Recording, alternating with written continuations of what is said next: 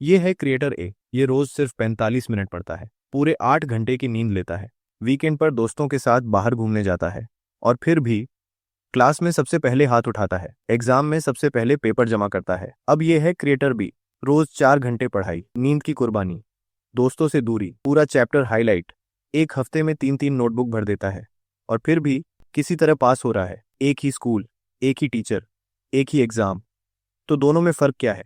Talent नहीं, मेहनत नहीं, और किस्मत तो बिल्कुल नहीं। फर्क है तरीके में, मिनट्स में नहीं। शुरू करने से पहले 1 सेकंड रुकिए, 1 से 10 के स्केल पर सोचिए, अभी आपका स्टडी रूटीन कितना प्रभावी है?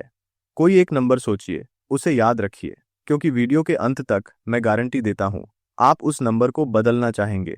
क्योंकि आज मैं आपको वही चीज बताने वाला हूं जिसने मेरी सोच बदल दी और मेरी पढ़ाई कम कर दी। हाँ, कम की, ज्यादा नहीं। पहले मेरी पढ़ाई का एक पूरा सिस्टम था। डिफिनीशन के लिए पर्पल पेन, तारीखों के लिए ब्लू, उदाहरणों के लिए ग्रीन, और इंपॉर्टेंट चीजों के लिए ऑरेंज। जो सच कहूं तो लगभग सब कुछ ही होता था। मेरे नोट्स किसी त्योहार के पोस्टर जैसे दिखते थे, और मैं सोचता था, यार मैं तो बहुत अच्छी पढ़ाई कर रहा हूं। फिर आया मेरा विजुअल कम्युनिकेशन थ्योरी का एग्जाम। मैंने रात भर 5 घंटे पढ़ाई की, सब कुछ रंग बिरंगा, साफ सुथरा, बेहद व्यवस्थित। फिर मैं एग्जाम हॉल में बैठा, पहला सवाल पढ़ा, और दिमाग पूरी तरह खाली, जैसे कंप्यूटर में कोई फाइल खोलो और उसके अंदर कुछ भी ना हो। नतीजा 34%।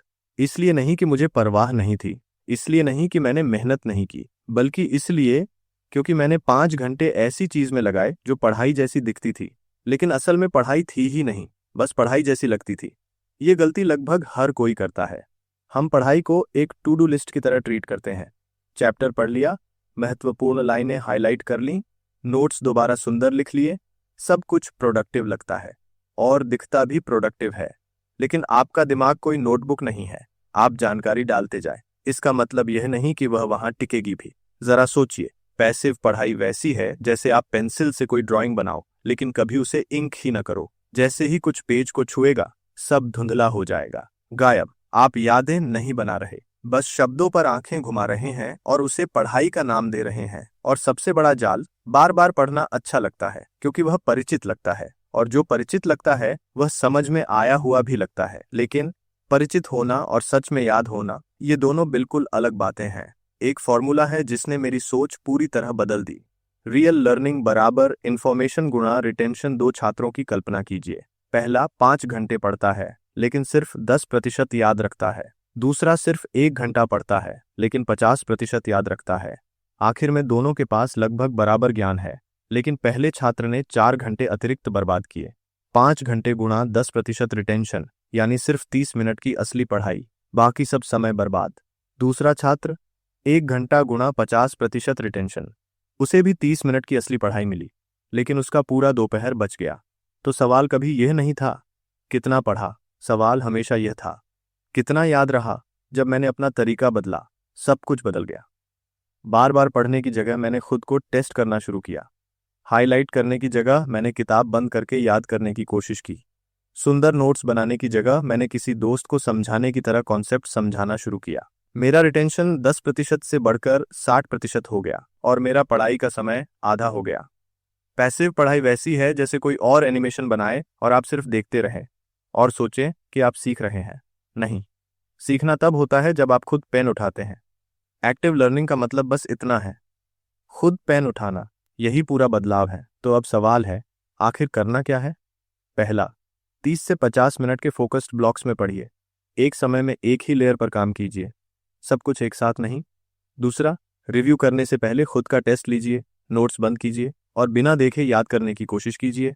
तीसरा, अपने कमजोर हिस्सों को ढूंढिए और सबसे पहले उन्हीं पर काम कीजिए। जो पहले से ठीक है उसे बार बार सुधारने की जरूरत नहीं।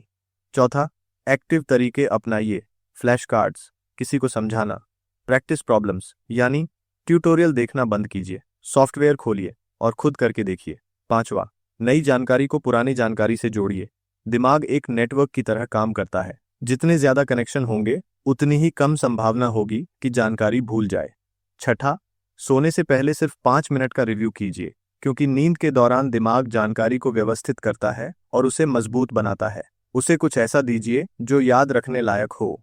याद है वह नंबर जो आपने शुरुआत में सोचा था, क्या आप अभी भी उसी नंबर पर हैं? अगर आपका नंबर कम हो गया है तो यह अच्छी बात है। इसका मतलब है कि कुछ क्लिक हुआ है।